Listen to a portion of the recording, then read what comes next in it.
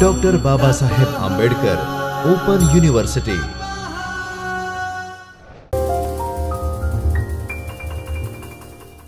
Namaskar students, welcome to the lecture series for the subject Mobile Operating System. I Dr. Himanshu Patel welcome you from the Chaitanya studio of Dr. Baba Saheb Ambedkar Open University.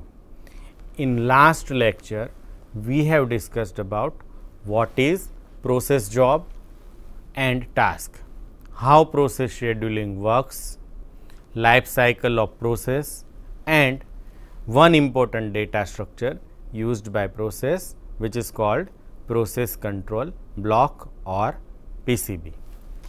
In today's lecture we will discuss about what is thread, process, difference between process and thread, what is multitasking,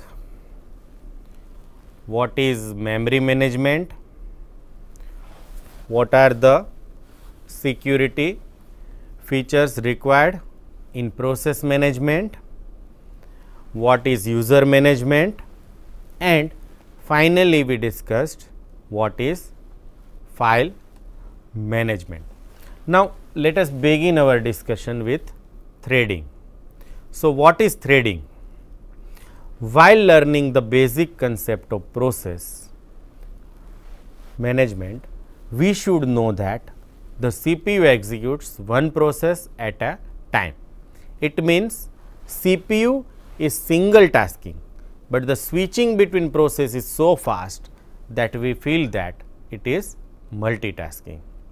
Now, while switching the process, the operating system requires storing the last value of attribute in PCB of the existing process and restoring the values from the attributes of PCB for an entering process.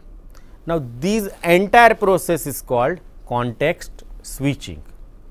In the process management, the context switching time is proportional to the frequency of process arrived in scheduling.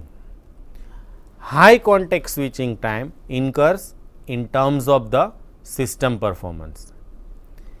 In the evolution of the operating system, the need of operating systems which can respond very fast and higher efficiency has increased.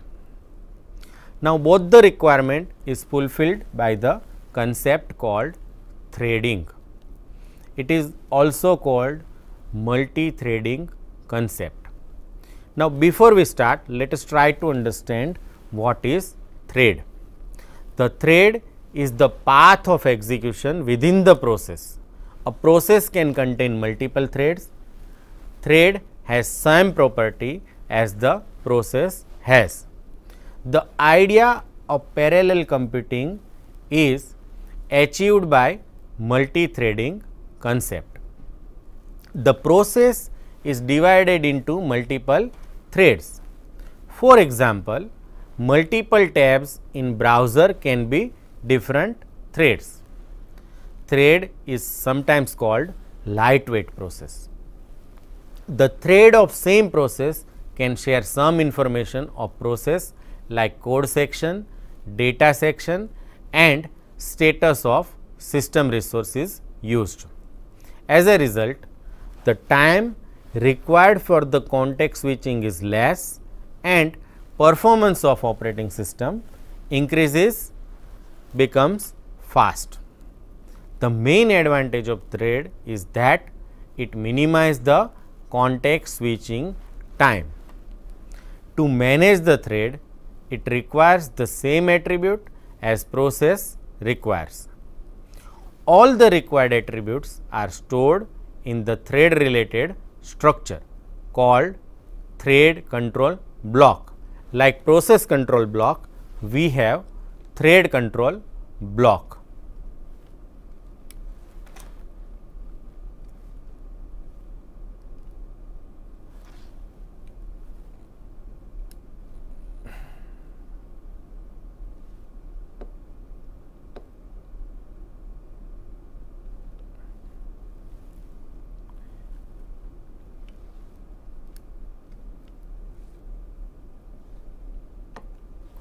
The names of attributes are thread ID, program counter, register state, priority, event information, scheduling information, and some pointers. Now, on screen you can see 3 threads within the process. Here you can see we have one process and there is a common code section, data section, and there are 3 threads. Each thread has its own stack, program counter, register, and thread related information. So, this is example of multiple threads within a single process which shares code section, data section, and other resources. So, thread are mainly implemented in 2 ways. One is called user thread, and user thread is managed by the application in the user space of operating system. It is created and managed by thread library, which is provided by the operating system. The thread library contains code for creating and destroying threads, for passing messages and data between threads, for scheduling thread execution, and for saving and restoring thread context. Second type of thread is called kernel thread. The kernel thread is managed by the kernel of the operating system. In the kernel space, kernel threads are supported directly by the operating system, and the kernel performs thread creation, scheduling, and management in kernel space. Now, let us try to understand the difference between process and thread. So, on screen you can see the difference between process and thread. We can say process requires more resources than thread, or thread requires fewer resources than process. Process switching needs interaction with operating system, while thread switching does not need to interact with operating system, because they share common process. Multiple process cannot share data and code section, while thread can share data and code section because they belongs to same process. In multiple processes, each process operates independently from the others. Now, one thread can read, write, or change another thread's data with the help of synchronization. If process is in block state, it will not execute until the process is unblocked. But if one thread is blocked, a second thread of the same process can run. So, these are the major differences between process and thread. Now, let us try to understand multitasking. The multitasking concept is somewhat different from multi-threading. We have already discussed about the multitasking operating system in earlier lecture. The multitasking is implemented at the process level, whereas multi-threading is implemented at the thread level. All modern operating system achieves multitasking by using multi-threading. Now, let us try to understand memory management. Multitasking operating system raises the issue known as a memory management, process management to work properly. It needs support from memory management. So, process management needs supports from memory management. Each executing process needs memory. So, it is essential for the operating system to keep track of memory to be allocated to process and a memory which is also available to use. Memory management needs to decide which process will get memory at what time and which memory will be freed by the process. So, there are two types of memory allocation. One is called static and another is called dynamic. Memory is the resource of the computer system which need to be divided and allocated to ready process. These allocation needs to perform in such a manner that memory and CPU can be utilized efficiently. Memory allocation is performed by two methods as we have discussed earlier. One is called static allocation and another is dynamic allocation. Now, let us try to understand static allocation. The allocation is done before the execution of process is called static allocation. It happens when the location of process in memory is known at compile time. The compiler generates an absolute code for the process. On other end, in dynamic allocation, if the memory allocation is done during the process execution, it is called dynamic allocation. Now, let us try to understand logical and physical address. All the modern operating system works based on dynamic memory allocation. Now, let us learn how dynamic memory is allocated by the operating system to running process. In the dynamic allocation, the place where memory for the process will be allocated is not known. That is why it is known as a dynamic memory allocation at the compile time and even at load time. The CPU at compile time generates some address known as a logical address. These logical addresses needs to be converted into absolute address at the time of execution of the process. The absolute addresses are known as a physical address. The dynamic memory management of operating system performs the conversion of logical address into some physical addresses through the dynamic memory allocation technique. Operating system allocates memory to process as and when it is required at runtime. It is the best way to manage memory dynamically rather than statically. Now, let us try to understand swapping. In modern operating system, due to multitasking at time, no memory is available for execution of new processes. In this case, the best solution is to take out a process from the memory and allocate the available memory to new process. Now, this process is called swapping. Here, new issues are raised as to which process should be taken out from memory and where it will be placed. Well, we can take out a process which has low priority or is blocked or stands last in the queue. The process will be placed it in secondary memory or hard disk. The action of taking out process from memory is called swap out, and the process is known as a swapped out process. The action of bringing back the swap out process into memory is called swap in. The entire action is called swapping, swap out and swap in.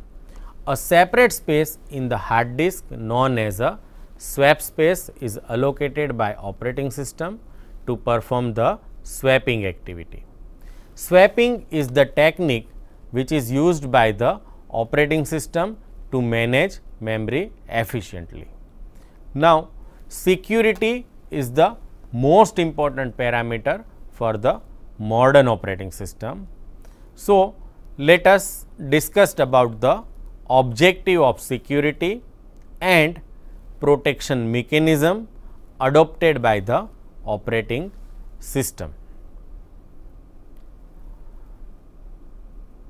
Now, let us try to understand what are the security objectives.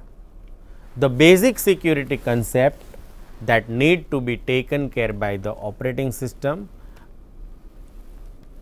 is confidentiality. Now, confidentiality refers to protection against disclosure of information to any unauthorized entity. The second is authentication. Authentication refers to validity of a message. It means the information received by the receiver has originated from a specific known source. Then third is integrity.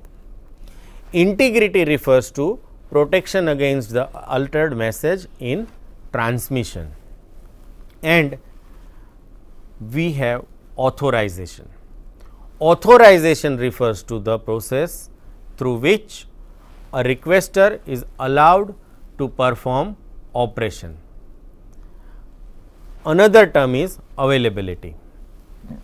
Availability refers to the information and communication services that are available for the user to 24/7. So, these are the security objectives. Now, let us try to understand what are the purpose of security. The lack of security could be extensive and can cause loss of information, corruption of data, privacy violations and so on.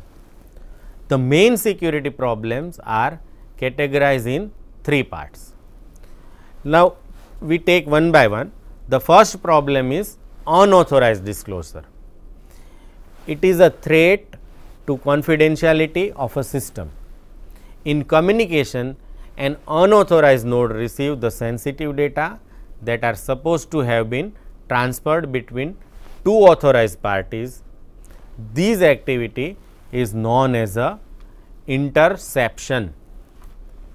An unauthorized entity may infer the information by observing the traffic in a network or from a database and disclose the same.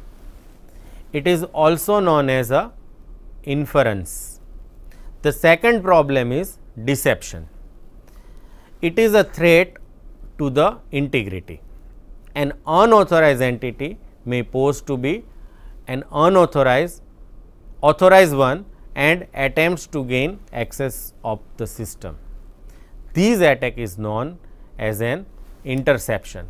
A file or database may be altered or some data may be replaced with the false data. This attack is known as a falsification. A user may deny that he has sent or received data. This attack is known as a repudiation. Now, another problem is disruption. Disruption is a threat to the objective of availability. For example, a system receives so much data that the communication system is not able to handle them, thereby interrupting the operation on the system. This attack is known as a denial of service or DOS attack. Now, what are the protection mechanism for security problems? There are various kinds of resources available in the computer system and operating system need to implement effective protection mechanism to protect the resources. The protection mechanisms are based on two principles. The first principle is states that unless a user has a specific reason to access a piece of information, the permission to access is denied. Second is called principle of least privilege. It states that a process or user must be able to access information or resource that are necessary for its legitimate purpose. Various kind of protection models are used to implement the protection mechanisms.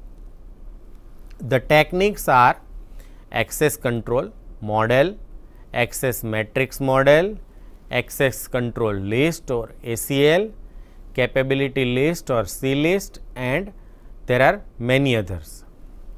Now, let us try to understand how user management is done in operating system. The operating system needs to determine the identity of the user at the time of logging. This process is called authentication, and authentication has a two step. The first step is a identification. It refers to a unique identifier allocated to the user for authentication. Once it is identified, the second step is verification. Here the verification of user is performed, that is confirmation which binds the user and the identifier. Operating system authenticates the user when they log in, which is based on either password, PIN, biometric identity, token, smart card, OTP, key, or it may be pattern. Now, let us try to understand how file management is to be done by operating system.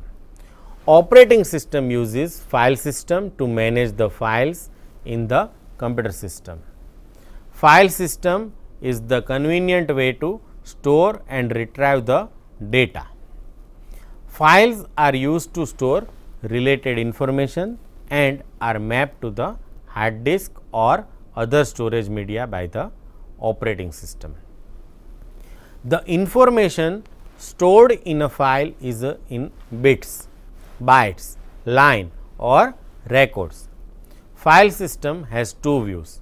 One is called logical view and another is system view. The user only sees the logical view of the file. The work of system view is to map the logical files to the secondary storage. Now, let us try to understand primary elements of file system. First is file management.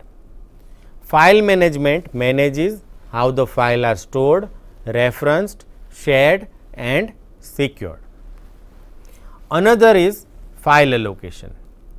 It provides the method to allocate files on the disk space.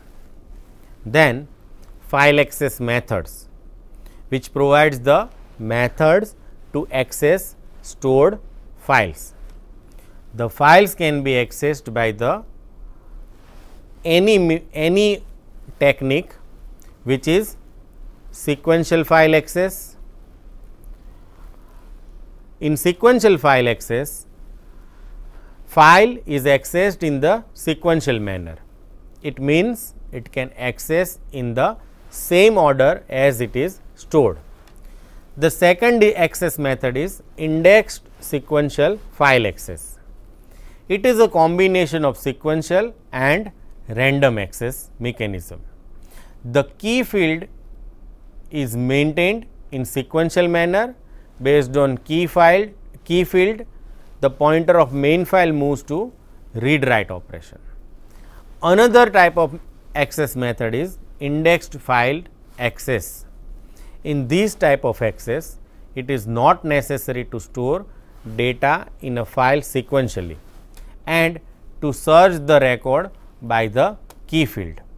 Here multiple indexes are there for each attribute by which the user can search a record in the main file. Another method is direct file access. Direct access is meant for random structure of secondary storage. So, let us try to conclude this lecture. In this lecture, we have discussed about what is thread, what are the difference between process and thread, how memory management is done, what are the security problems, how user management and file management is done. I hope you enjoy this session. Thank you and Happy learning. स्वाध्यायः परमः